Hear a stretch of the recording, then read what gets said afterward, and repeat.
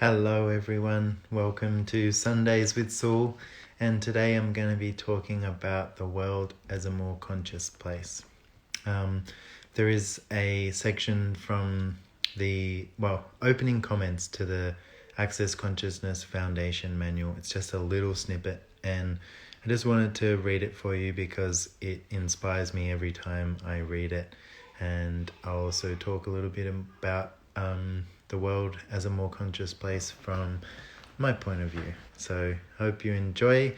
I'm glad you're watching. Thanks for joining. What would it be like if the world were a more conscious place?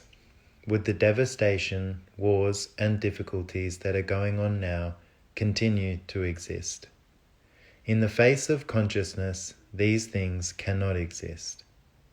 The target of Access is to get us to the point where we are conscious enough to create change in ourselves so that we can increase the possibility of changing the trauma, the drama, and the insanities that are present in life. What would it be like if you embodied so much consciousness in everything that you did that others chose to become more conscious as a result of you? What if you were the inspiration for a greater possibility? You are the source for creating the change you desire, but you have to be willing to be it. Consciousness is the possibility to eliminate all the created walls of separation. What will it take for this to become a reality here on planet Earth? All it takes is for you to choose you. Gary Douglas.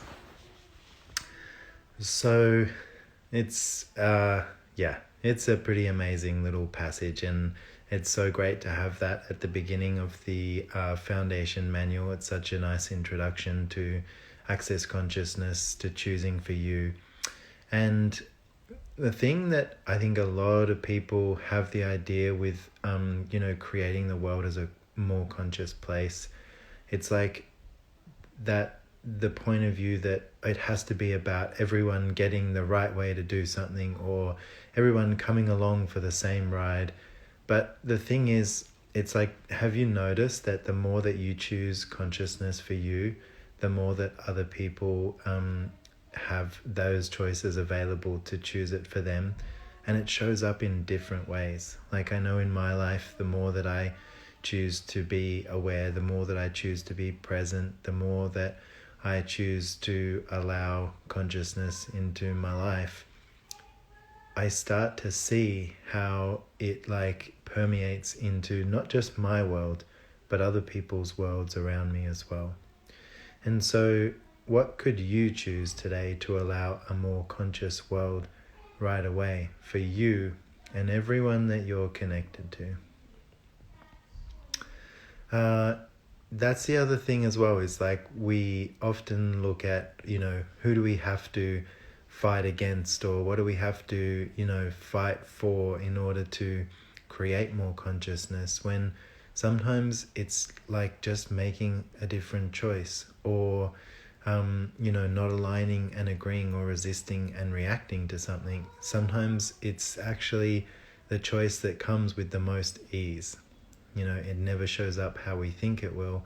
And sometimes it doesn't have to be hard. It doesn't have to be difficult. It's like, what if choosing consciousness was one of the most ease-filled, joy-filled, and most glorious things that you could actually allow as a possibility?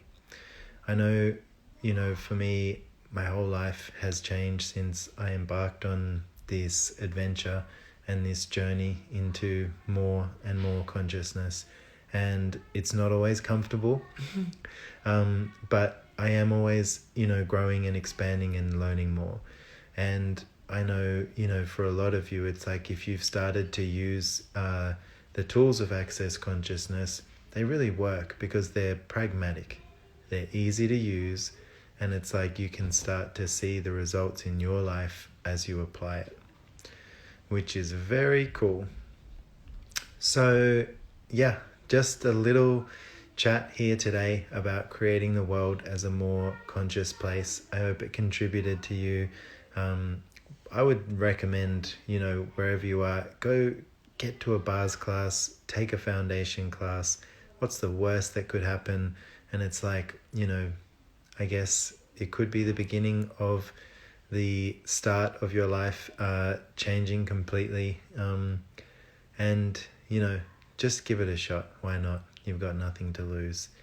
So from me, Sundays with Saul, thank you so much for being here. And I'll see you again next Sunday. Bye, guys.